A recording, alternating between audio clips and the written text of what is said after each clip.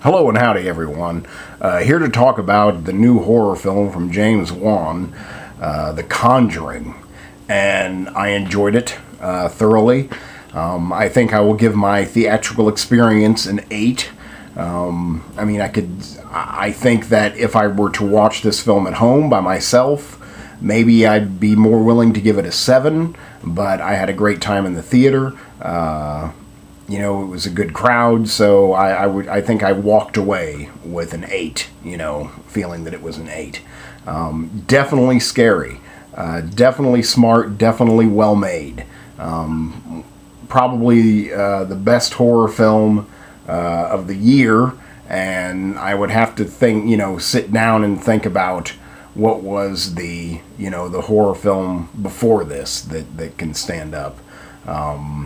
And right now I don't, have an answer to that. But I definitely think it's one of the best horror films I've seen in the theater in a while.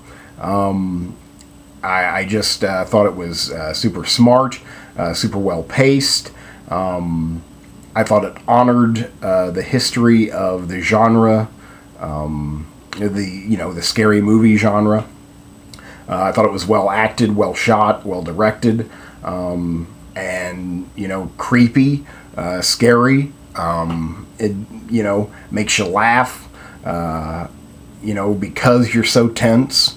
It was basically just a fantastic theatrical experience and everything that you'd want watching a horror movie with a bunch of people to be. The movie's about basically a haunted house. Family moves in to a house, and it's has a very long history, and the house basically doesn't want them out. Maybe it wants them to stay there forever and ever. I'm not quite sure about that, but things definitely start to go awry soon after the family moves in.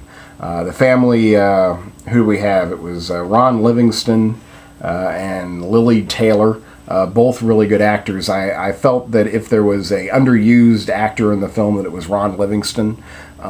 He basically just had really just like two faces throughout the film, and he just had to be like scared and then like slightly less scared and concerned. He had to be the concerned dad, and then occasionally he had to be like, wow. The devil's gonna take my wife, so now I better look scared. He was definitely underused, if not underwritten. He just wasn't there as much. Lily Taylor is a fantastic actress. She does have a lot of heavy lifting in this film, and I thought she was very good. And they have, 5 daughters? I think 4 or 5 daughters. And I couldn't tell you any of the young actresses' name who play them, though one did look very familiar. I'm not sure from where. So, to get rid of this problem, or to at least figure out what's going on, give them some help, some peace of mind, they invite these world famous, if not the most famous, paranormal investigators. And they come to investigate. They've made a career, a living. They write novels. They give guest lectures at universities about their experiences.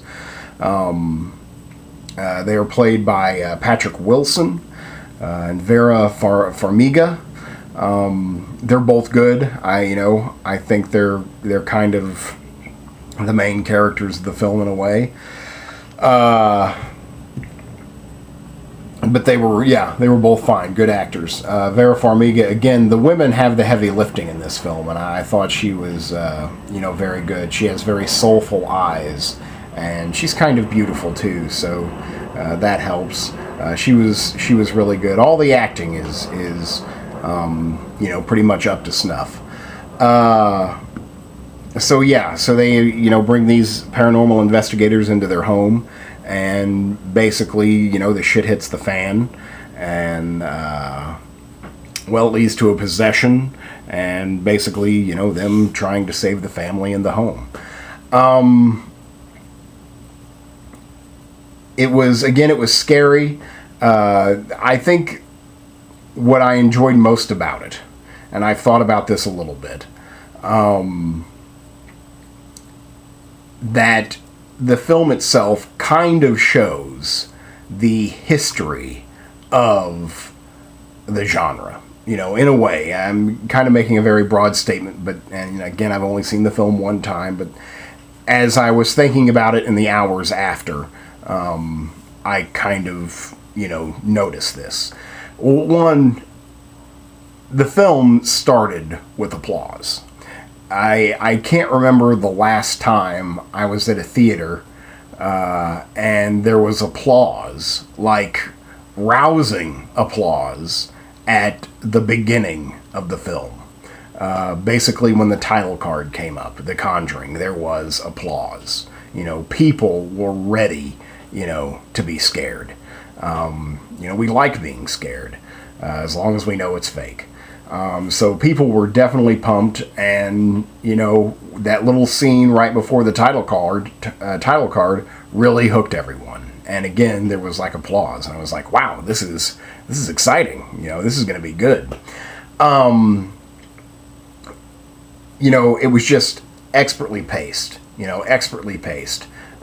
Just this slow building dread, that finally just boils over and really kind of doesn't know what to do with itself. If there's any problems with the film, it's in the third act. It's in the third act when it just, again, there's nothing left to do but go nuts, and goes, go nuts it does.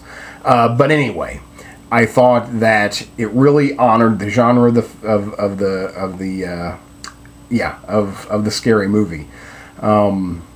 Like the first act is very slow. It's very creepy. It's very atmospheric. It takes its time.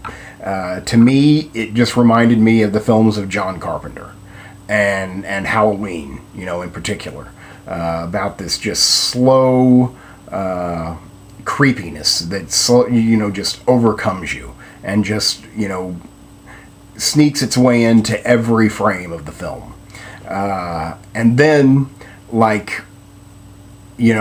around that second act, around the change, it moves into this quick, kind of shockingly and rather instantly gory. I'm not much of a jumper. I don't get so scared or surprised that I jump, just in general. Not that much, but I jumped twice while watching this film, and both were during that second act, where I guess they just have shockers, just something to, something loud and something sudden that, if you're paying attention and if you're really involved in the film, it's gonna make you jump, and I jumped twice, and I always feel like an idiot when that happens. But anyway, I jumped one time really good, and one time just like but the other time, man, I'm just like, I may have come out of my seat a little bit. But anyway, all I could think about in that second act of the film was Sam Raimi and the Evil Dead films. I think there are direct references to Evil Dead and Sam Raimi, both in the style of direction and the movement, the look of the character. It kind of blended. It went from like John Carpenter, the master of 70s horror, and maybe early 80s, and then we move into the 80s and the early 90s with Sam Raimi, and then for the third act, well, then we just have whatever we have now. I guess James Wan would like to think that this is his time, and that this is what he can do. And it basically, how many possession movies has there been in the last 5 years? Too many, tons, I know. And this is, it goes from haunted house to, possession. Like the devil, takes her. And the most shocking image of the film is during that possession. Since I don't feel I'm spoiling anything, it's where they take a sheet and they cover up, the possessed mother. And at one point, the sheet mysteriously rips, and her, half of her face is showing and is, coming out of the sheet. And it was horrifying. It looked terrible. Terrifying. I would never want to see something like that, in actual life. And so that's an image that's stuck in my brain, maybe for some time. Definitely, creepy. Yeah, and, in the third act, it just loses its shit. There's nothing, more to do but to go nuts. And so it's like now you're just sitting back and watching special effects and watching, well, what you've seen before. All that tension, all that dread has nowhere to go but, explode. And I just kind of wish the explosion would have been handled a little bit better.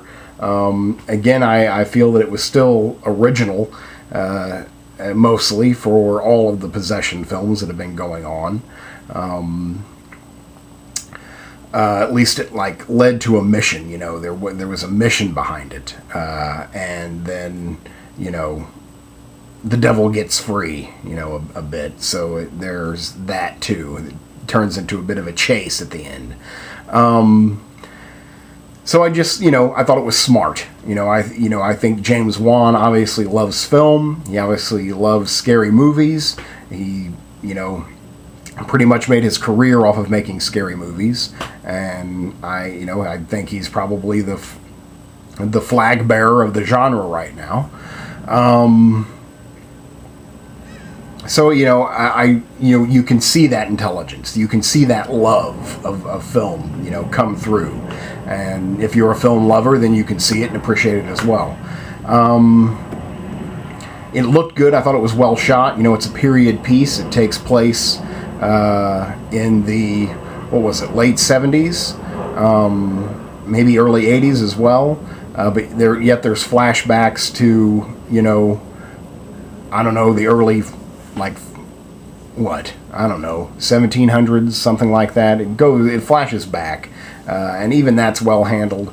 It looked good. It looked, like a period piece. Well shot, well directed. It looked really good. The music was really good. Definitely non-stop, pretty much has its own character. It's just a successful horror film. That's the long and the short of it. It's a successful horror film.